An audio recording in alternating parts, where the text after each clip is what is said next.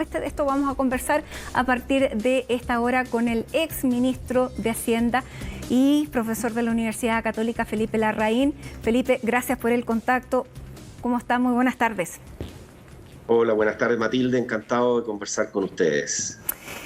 Felipe, bueno, ¿cuánto le preocupa? Porque este IPC del mes de julio no era lo que estábamos esperando. Si bien estábamos esperando un IPC alto, esto lo supera. Se estaba hablando del 1%. ¿Qué significa esto? Y cómo se corre todo mirando a fin de año, porque esperemos que fin de año se marque una tendencia a la baja, pero no lo sabemos, la incertidumbre es grande. Bueno, en primer lugar, decir que es realmente preocupante un IPC de 1,4, no solo por el 1,4 en sí mismo, sino que esto se compone, en el año ya llevamos más de 8%, 8,5% de inflación acumulada, tenemos en 12 meses un 13,1% de inflación y es posible que nos acerquemos en los próximos meses al 14%. No es necesariamente que vamos a topar el 14%, pero sí que nos vamos a acercar, nos podemos acercar al 14%. Hay que recordar que esto depende de las inflaciones del año pasado. El año pasado en agosto fue 0,4, en septiembre fue 1,2, en octubre fue 1,3, por lo tanto, nosotros esperamos que de alguna manera esto pase a tener un efecto más contenido en los meses que vienen, pero vamos a tener inflaciones altas. ¿Cuándo vamos a llegar al pic de inflación? Es difícil decir, pero vamos a tener probablemente mayores niveles de inflación medida en 12 meses en los meses que vienen.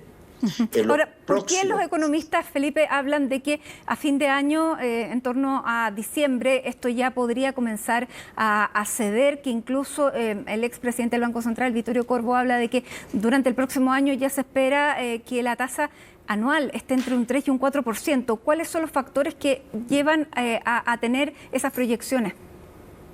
Bueno, mire, lo primero es que en definitiva, para la economía, lo que está pasando a nivel global es que estamos viendo una desaceleración de precios, de algunos precios, costos de transporte, petróleos, alimentos, energía, cosas que habíamos visto aumentar en forma significativa y que hoy día están empezando a retroceder. Entonces, por ahí hay una señal de digamos, de que esto va a disminuir. Eso a nivel mundial, porque ahora estábamos viendo que solo subía aquí la benzina y el transporte.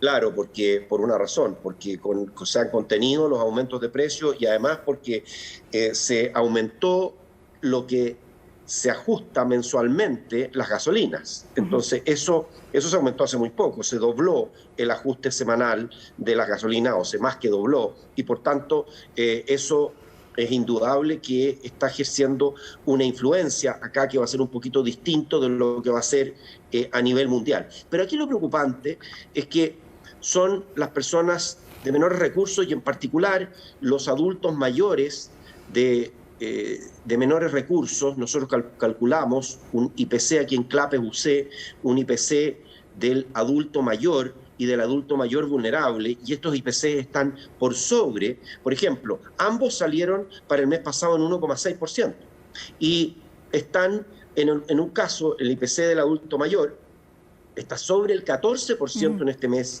en 12 meses, medido en 12 meses.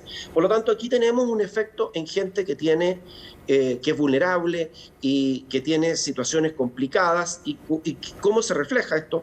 Bueno, se refleja a través de que el mismo dinero compra menos.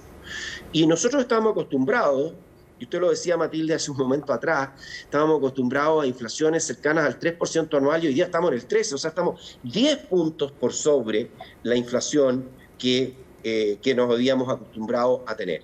Esto en parte es un efecto externo, pero también hay elementos importantes domésticos, como que tienen que ver con los retiros, tienen que ver también con haber entregado, ¿cierto?, cosa que fue necesario hacerlo, pero no se puede negar que tiene un efecto en la inflación, las ayudas que se entregan, ¿no es cierto? Esto genera un aumento en la demanda y eso está incidiendo sobre los precios.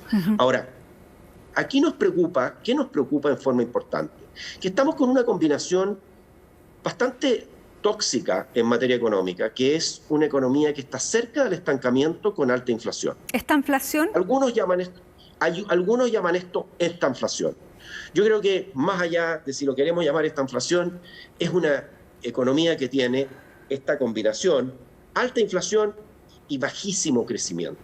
Y yo creo que es ahí donde deberían estar orientados los esfuerzos, el trabajo fundamental de nuestras autoridades, claro, particularmente del gobierno, porque esto es lo que le está golpeando a los chilenos. Ya, y ahí es bien importante. Usted estuvo ahí en el puesto del ministro de Hacienda.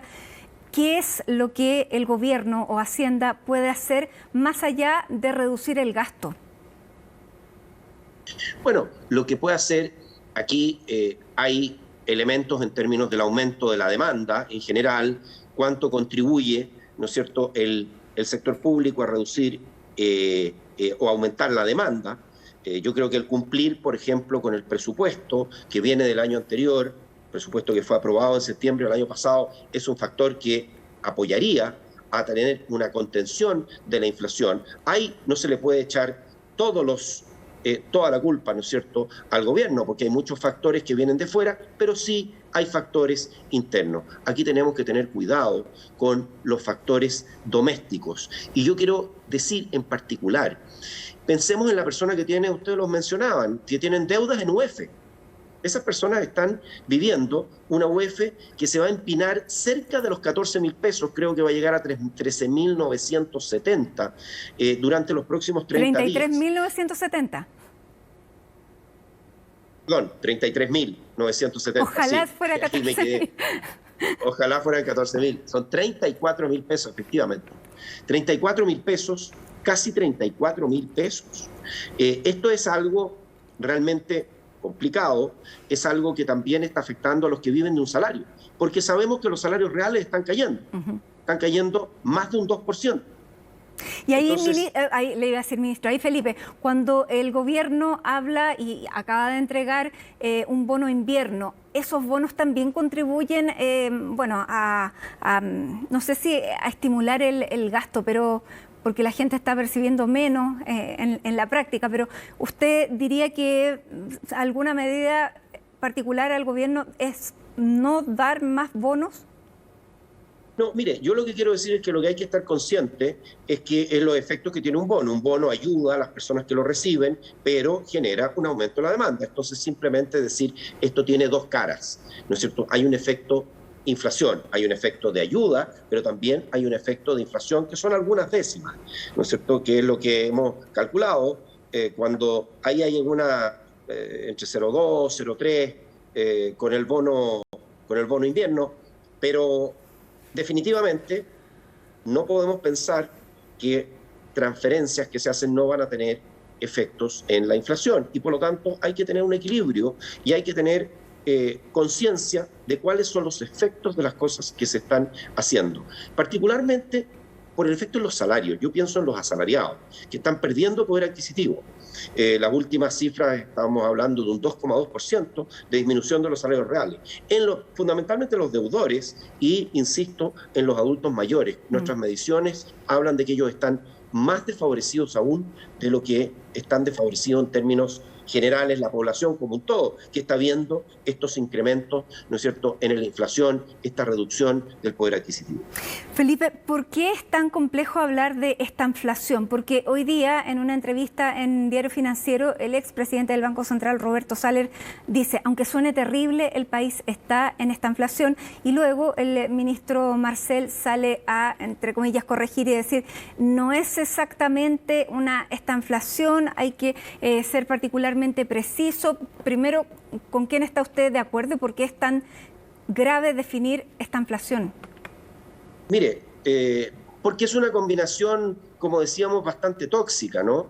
De un estancamiento de la economía, una economía que apenas crece sobre el 1%, algo sobre el 1% el año 2022, que es lo que se espera todos los analistas, incluso el Banco Central, y que a la vez tiene inflaciones a niveles de que no veíamos en varias décadas. ¿Coincide entonces con Roberto Saller? Una combinación. Mire, yo creo que lo que tenemos es una economía bastante estancada con una inflación elevada. Entonces, si usted tiene una situación cercana al estancamiento con alta inflación, usted lo puede llamar o no esta inflación, ya eso viene siendo una discusión semántica, pero la gente percibe tanto el menor crecimiento, tanto esta desaceleración brusca de la economía chilena como la mayor inflación. Ahora, se está esperando que el Banco Central en su próxima reunión de política monetaria vuelva a subir la tasa, que se llegue a cerca de un 10%, lo que tampoco habíamos visto en muchísimo tiempo.